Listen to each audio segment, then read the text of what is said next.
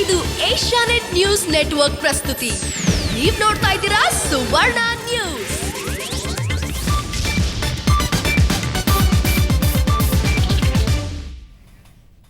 ನಮಸ್ಕಾರ, ಸುವರ್ಣ ನ್ಯೂಸ್ಗೆ ಸ್ವಾಗತ. ನಾನು ಭಾವನಾ. ಈಗ ಹೆಡ್ಲೈನ್ಸ್. ಯಡಿಯೂರಪ್ಪ ನಿವಾಸದಲ್ಲಿ ಆಪ್ತರ ಮೀಟಿಂಗ್. ಅರವಿಂದ ಲಿಂಬಾವಳಿ, ಸಂಸದ ಸಿದ್ದೇಶ್ ಚರ್ಚೆಯಲ್ಲಿ ಭಾಗಿ. ಮಾತೃಪಕ್ಷಕ್ಕೆ ಮರಳುವ ಬಿಎಸ್ವೈ ನಡೆ ಇನ್ನೂ ನಿಗೂಢ.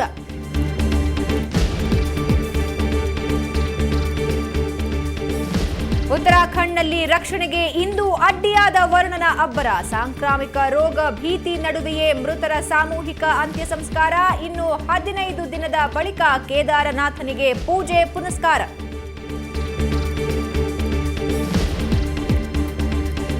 ಮೆಡಿಕಲ್ ವಿದ್ಯಾರ್ಥಿನಿ ರೇಪ್ ಪ್ರಕರಣ. ಪ್ರಮುಖ ಆರೋಪಿ ಯೋಗೇಶ್ ಸೇರಿ ಇಬ್ಬರ ಬಂಧನ. ಸಿಕ್ಕಿಬಿದ್ದ ಮತ್ತೊಬ್ಬ ಕೀಚಕನಿಂದ ಆತ್ಮಹತ್ಯೆ ಯತ್ನ.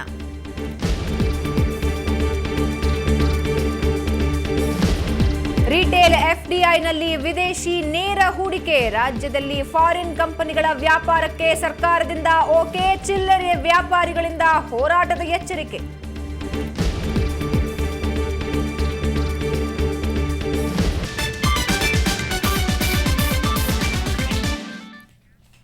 ಭೀಮಾ ತೀರದಲ್ಲಿ ಮತ್ತೆ ಗುಂಡಿನ ದಾಳಿ ನಡೆದಿದ್ದು, ಕಾಂಗ್ರೆಸ್ ಮುಖಂಡನ ಮೇಲೆ ದಾಳಿ ನಡೆದಿದೆ.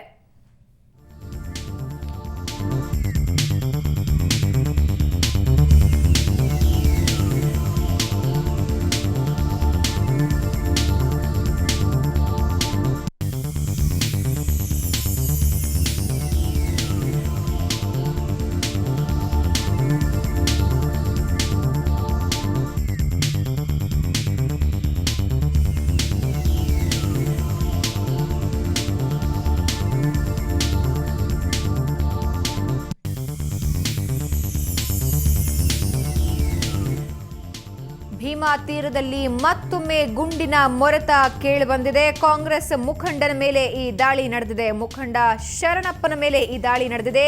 ದೇವಣಗಾಂವ್ ಗ್ರಾಮದಲ್ಲಿ ಈಗ ದಾಳಿ ನಡೆದಿರುವಂತಹದ್ದು. ಬಿಜಾಪುರ ಜಿಲ್ಲೆಯ ಇಂಡಿ ತಾಲೂಕಿನ ಗ್ರಾಮ ಇದು. ಸುವರ್ಣ ನ್ಯೂಸ್ಗೆ ಶರಣಪ್ಪ ಪುತ್ರನ ಹೇಳಿಕೆ ಬಂದಿದೆ. ಬೈಕ್ನಲ್ಲಿ ಬಂದ ದುಷ್ಕರ್ಮಿಗಳು ಈ ಕೃತ್ಯ ಎಸಗಿದ್ದಾರೆ ಅಂತ ಶರಣಪ್ಪನ ಪುತ್ರ ಸುವರ್ಣ ನ್ಯೂಸ್ಗೆ ಹೇಳಿಕೆಯನ್ನ ನೀಡಿದ್ದಾನೆ. ಭೀಮಾ ತೀರದಲ್ಲಿ ಮತ್ತೊಂದು ಸಲ ಗುಂಡಿನ ಮೊರೆತ ಕೇಳಿಬರ್ತಾ ಇದೆ. ಬಿಎಸ್ವೈ ಬಿಜೆಪಿಗೆ ಸೇರ್ಪಡೆ ವಿಚಾರ ಮತ್ತಷ್ಟು ತೀವ್ರಗೊಳ್ತಾ ಇದೆ. ಇವತ್ತು ಬೆಳಗ್ಗೆ ಬಿಜೆಪಿ ಶಾಸಕರು ಬಿಎಸ್ವೈರನ್ನ ಪಕ್ಷಕ್ಕೆ ಕರೆತರುವ ಹಿನ್ನೆಲೆಯಲ್ಲಿ ಸಭೆ ನಡೆಸಿದ ಬೆನ್ನಲ್ಲೇ ಬೆಂಗಳೂರಿನ ಡಾಲರ್ಸ್ ಕಾಲೋನಿಯಲ್ಲಿರುವ ಬಿಎಸ್ವೈ ನಿವಾಸದಲ್ಲಿ ಆಪ್ತರ ಸಭೆ ನಡೆಯಿತು. ಸಭೆಯಲ್ಲಿ ಮಾಜಿ ಸಚಿವರಾದ ಲಿಂಬಾವಳಿ, ಉದಾಸಿ ಹಾಗೂ ಮಾಜಿ ಶಾಸಕ ಶಿವರಾಜ ಸಜ್ಜನ್, ಸಂಸದ ಜಿಎಂ ಸಿದ್ದೇಶ್ ಉಪಸ್ಥಿತರಿದ್ದರು. ಈ ವೇಳೆ ಮಾತನಾಡಿದ ಸಿದ್ದೇಶ್, ಬಿಜೆಪಿಗೆ ಬಿಎಸ್ವೈ ಅನಿವಾರ್ಯವಾಗಿದ್ದು ಪಕ್ಷ ಕಟ್ಟೋದಕ್ಕೆ ಬಿಎಸ್ವೈ ಅಗತ್ಯ ಇದೆ ಅಂತ ಹೇಳಿದ್ರು. ಇನ್ನು ಬಿಎಸ್ವೈ ಪಕ್ಷದಲ್ಲಿ ಇದ್ರೆ ಲೋಕಸಭೆ ಚುನಾವಣೆಯಲ್ಲಿ 20ಕ್ಕೂ ಹೆಚ್ಚು ಸ್ಥಾನಗಳನ್ನು ಗಳಿಸಬಹುದು ಅಂತ ಸಿದ್ದೇಶ್ ಹೇಳಿದ್ದಾರೆ. ಅಲ್ಲದೆ ಶೀಘ್ರ ಬಿಜೆಪಿ ನಾಯಕರು ಸೂಕ್ತ ನಿರ್ಧಾರ ಪ್ರಕಟಿಸಬೇಕು ಅಂತ ಅವರು ಮನವಿ ಮಾಡಿದ್ದಾರೆ. ಯಡಿಯೂರಪ್ಪನವರನ್ನ ಬಿಜೆಪಿ ಪಕ್ಷಕ್ಕೆ ಕರೆತರಬೇಕು, ಅದೇ ನಮ್ಮ ಉದ್ದೇಶ. ಅವರ ಅಭಿಪ್ರಾಯ ರಾಜ್ಯದ ನಾಯಕರು, ರಾಷ್ಟ್ರ ನಾಯಕರು ಕೇಳಿದಾಗ ಅಭಿಪ್ರಾಯ ತಿಳ್ತಾರೆ.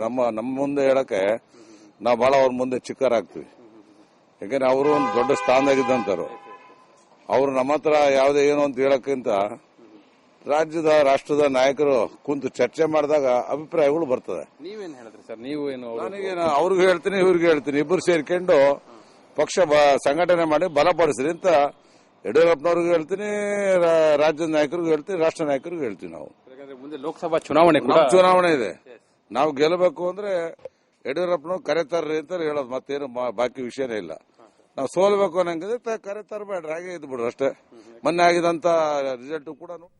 ಇನ್ನು ಇದಕ್ಕೂ ಮೊದಲು ಬಿಜೆಪಿ ಮುಖಂಡರ ಸಭೆ ನಡೆದಿತ್ತು. ಬಿಜೆಪಿಗೆ ಮರಳಿ ಬಿಎಸ್ವೈ ಕರೆತರುವ ಬಗ್ಗೆ ರಾಜ್ಯಾಧ್ಯಕ್ಷರಿಗೂ ಮನವರಿಕೆ ಮಾಡಿಕೊಡಲಾಯಿತು. ಈ ಬಗ್ಗೆ ಡೀಟೇಲ್ ರಿಪೋರ್ಟ್ ಇಲ್ಲಿದೆ ನೋಡಿ.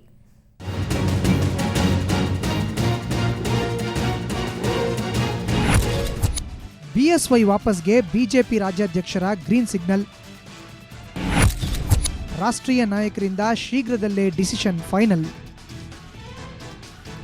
ಎಸ್, ಯಡಿಯೂರಪ್ಪನವರನ್ನ ಬಿಜೆಪಿಗೆ ವಾಪಸ್ ಕರೆತರಲು ಬಿಜೆಪಿ ನಾಯಕರು ನಡೆಸುತ್ತಿದ್ದ ಪ್ರಯತ್ನ ಪ್ರಮುಖ ಘಟ್ಟ ತಲುಪಿದೆ. ಇವತ್ತು ಬೆಳಗ್ಗೆ ಶಾಸಕರ ಭವನದಲ್ಲಿ ಸದಾನಂದ ಗೌಡರ ನೇತೃತ್ವದಲ್ಲಿ ಈ ನಾಯಕರು ರಹಸ್ಯ ಸಭೆ ಸೇರಿದ್ರು. ಈ ರಹಸ್ಯ ಸಭೆಯ ವಿಚಾರ ಜನರೆದುರು ತೆರೆದಿಟ್ಟಿದ್ದು ಸುವರ್ಣ ನ್ಯೂಸ್ ಮಾತ್ರ. ಯಡಿಯೂರಪ್ಪನವ್ರನ್ನ ಮರಳಿ ಬಿಜೆಪಿಗೆ ಕರೆತರುವ ಸಂಬಂಧ ಇವತ್ತು LHನಲ್ಲಿ ಸಭೆ ನಡೀತಾ ಇತ್ತು. ಸುವರ್ಣ ನ್ಯೂಸ್ ಇದನ್ನ ಮೊದಲಿಗೆ ಬ್ರೇಕ್ ಮಾಡಿತ್ತು. ಇದು LHನ ಬೋಪಯ್ಯ ಅವರ ಕೊಠಡಿಯಲ್ಲಿ ಸಭೆ ನಡೆದಂಥದ್ದು ನೋಡ್ಬೋದು. ಬೋಪಯ್ಯನವರು, ಮಸೂದನ್ ಅವರು, ಈಗಷ್ಟೇ ಸದಾನಂದ ಗೌಡರು, ಲಿಂಬಾವಳಿ ಹಾಗೂ ಜೀವರಾಜ್ ಸೇರಿದಂತೆ ಹಲವು ಪ್ರಮುಖರು ಈಗಾಗಲೇ ಹೊರಟಿದ್ದಾರೆ. ಮಸೂದನ್ ಅವರೇ, ಯಡಿಯೂರಪ್ಪನವ್ರನ್ನ ಮರಳಿ ಬಿಜೆಪಿಗೆ ಕರೆತರುವ ಸಂಬಂಧ ನೀವೇನಾದ್ರು ಪ್ರತಿಕ್ರಿಯಿಸಲಿಕ್ಕೆ ಇಷ್ಟಪಡ್ತೀರಿ? ಪ್ರತಿಕ್ರಿಯೆ ಅಂದರೆ ಅವರು ವಾಪಸ್ ಬರಬೇಕು. ಅದರ ಬಗ್ಗೆ ಬಹಳ ಮುಂಚಿನಿಂದ ನಾನು ಪ್ರಯತ್ನ ಮಾಡ್ತಾ ಇದ್ದೀನಿ, ಪತ್ರಗಳು ಬರೆದಿದ್ದೀನಿ, ಅನೇಕ ನಾಯಕರನ್ನು ಒಪ್ಪಿಸುವಂಥ ಪ್ರಯತ್ನ ಮಾಡ್ತಾ ಇದ್ದೀನಿ. ಆ ಪ್ರಕ್ರಿಯೆ ಜಾರಿಯಲ್ಲಿದೆ. BSY ಬಿಜೆಪಿಗೆ ಮರಳಿ ಕರೆತರಬೇಕಾದ ಅಗತ್ಯ ಹಾಗೂ ಅವರು ಬಾರದಿದ್ದರೆ ಲೋಕಸಭಾ ಚುನಾವಣೆಗೆ ಟಿಕೆಟೇ ಬೇಡ ಅನ್ನೋ ಹಾಲಿ ಸಂಸದರ ಅಭಿಪ್ರಾಯವನ್ನ ರಾಜ್ಯಾಧ್ಯಕ್ಷರ ಎದುರು ಕಡ್ಡಿ ಮುರಿದಂತೆ ಹೇಳಲು ಇದೇ ಸಭೆಯಲ್ಲಿ ನಿರ್ಧಾರ ಕೈಗೊಳ್ಳಲಾಗಿತ್ತು. ಇಲ್ಲಿಂದ ನೇರವಾಗಿ ಈ ನಾಯಕರು ತೆರಳಿದ್ದು ಬಿಜೆಪಿ ಪ್ರಧಾನ ಕಚೇರಿಗೆ. ಬಿಜೆಪಿ ರಾಜ್ಯಾಧ್ಯಕ್ಷ ಪ್ರಹ್ಲಾದ್ ಜೋಶಿ ಜೊತೆ ಪಕ್ಷದ ನಾಯಕರು ಸುಮಾರು 2 ಗಂಟೆ ಚರ್ಚೆ ನಡೆಸಿದ್ರು. ಯಡಿಯೂರಪ್ಪನವರನ್ನ ಮರಳಿ ಕರೆತರದಿದ್ರೆ ಲೋಕಸಭಾ ಚುನಾವಣೆಯಲ್ಲಿ ಪಕ್ಷಕ್ಕೆ ಸಮರ್ಥ ಅಭ್ಯರ್ಥಿ ಸಿಗಲಿಕ್ಕಿಲ್ಲ ಅಂತ ತಮ್ಮದೇ ದಾಟಿಯಲ್ಲಿ ತಿಳಿಸಿದ್ರು. ಎಲ್ಲರ ಮಾತುಗಳನ್ನು ಸಮಾಧಾನ ಚಿತ್ತರಾಗಿ ಆಲಿಸಿದ ಪ್ರಹ್ಲಾದ್ ಜೋಶಿ ಸಕಾರಾತ್ಮಕವಾಗಿಯೇ ಪ್ರತಿಕ್ರಿಯಿಸಿದ್ರು. ಆದರೆ ಮಾಧ್ಯಮದ ಮುಂದೆ ಹೇಳಿದ್ದು ಮಾತ್ರ ರಾಷ್ಟ್ರೀಯ ನಾಯಕರ ಗಮನಕ್ಕೆ ತರೋದಷ್ಟೇ ನನ್ನ ಕೆಲಸ ಅಂತ. ಅವರು ತಮ್ಮ ಅಭಿಪ್ರಾಯವನ್ನು ತಿಳಿಸಿದ್ದಾರೆ. ಯಡಿಯೂರಪ್ಪನವರನ್ನು ಪಕ್ಷಕ್ಕೆ ವಾಪಸ್ಸು ಕರೆಸಿಕೊಳ್ಳುವ ನಿಟ್ಟಿನಲ್ಲಿ ತಮ್ಮ ಅಭಿಪ್ರಾಯವನ್ನು ತಿಳಿಸಿದ್ದಾರೆ. ಆ ಅಭಿಪ್ರಾಯವನ್ನು ನಾನು ನಮ್ಮ ರಾಷ್ಟ್ರೀಯ ಅಧ್ಯಕ್ಷರಿಗೆ ಮತ್ತು ರಾಷ್ಟ್ರೀಯ ನಾಯಕರಿಗೆ, ವಿಶೇಷವಾಗಿ ನಮ್ಮ ಇನ್ಚಾರ್ಜ್ ಆದಂಥ ಗೆಲೋಟರಿಗೆ ನಾನು ತಿಳಿಸ್ತೀನಿ ಅಂತ ಹೇಳಿದ್ದೇನೆ. ಅವರಿಗೆ ತಿಳಿಸಿದ ನಂತರ ಅವರಿಂದ ಬರುವ ಸೂಚನೆ ಆಧರಿಸಿ ಮುಂದೆ ಏನು ಮಾಡಬೇಕು ಅಂತ ತೀರ್ಮಾನವನ್ನು ಕೈಗೊಳ್ತೀವಿ. 29ರ ಕೋರ್ ಕಮಿಟಿ ಮೀಟಿಂಗು ತೀರ್ಮಾನ ಆಗಿರುವಂಥದ್ದು ಭಾಳ ದಿವಸಗಳ ಹಿಂದೆ, ಕ್ವೈಟ್ ಲಾಂಗ್ ಬ್ಯಾಕ್. ಅದರಲ್ಲಿ ಇದು ಒಂದು ಸಬ್ಜೆಕ್ಟ್ ಬರ್ಬೋದು. ಸುವರ್ಣ ನ್ಯೂಸ್ಗೆ ಲಭ್ಯವಾಗಿರೋ ಖಚಿತ ಮೂಲಗಳ ಮಾಹಿತಿ ಪ್ರಕಾರ ಪ್ರಹ್ಲಾದ್ ಜೋಶಿ ಈಗಾಗಲೇ ಬಿಜೆಪಿ ರಾಜ್ಯ ಉಸ್ತುವಾರಿ ತಾವರ್ ಚಂದ್ ಗೆಹ್ಲೋಟ್ ಜೊತೆ ಈ ಸಂಬಂಧ ಚರ್ಚಿಸಿದ್ದಾರೆ. ನಾಡಿದ್ದು ಅಂದರೆ ಜೂನ್ 29ರಂದು ಬಿಜೆಪಿ ಕೋರ್ ಕಮಿಟಿ ಸಭೆ ನಡೆಯಲಿದೆ.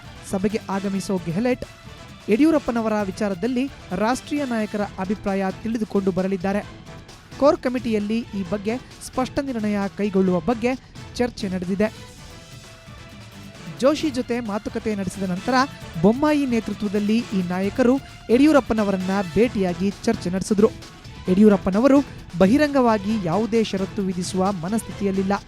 ಆದರೆ ಬಿಜೆಪಿಯಲ್ಲಿ ತಮ್ಮ ಐಡೆಂಟಿಟಿಯನ್ನ ಖಾತ್ರಿ ಮಾಡಿಕೊಂಡೇ ಹಿಂತಿರುಗುವ ಮನಸ್ಥಿತಿಯಲ್ಲಿದ್ದಾರೆ. ಸದ್ಯ ಪ್ರಶ್ನೆ ಉಳಿದಿರೋದು ಮಾತ್ರ ಅನಂತ್ ಕುಮಾರ್ ಇದನ್ನ ಹೇಗೆ ಸ್ವೀಕರಿಸ್ತಾರೆ ಅನ್ನೋದು. ಕೋರ್ ಕಮಿಟಿ ಸಭೆಯಲ್ಲಿ ಅನಂತ್ ಅಭಿಪ್ರಾಯ ಮುಕ್ತವಾಗಲಿದೆ. ಅಲ್ಲಿಗೆ BSY ಬಿಜೆಪಿಗೆ ಮರಳುವ ವಿಚಾರ ತಾರ್ಕಿಕ ಅಂತ್ಯದ ಹಂತ ಮುಟ್ಟಲಿದೆ.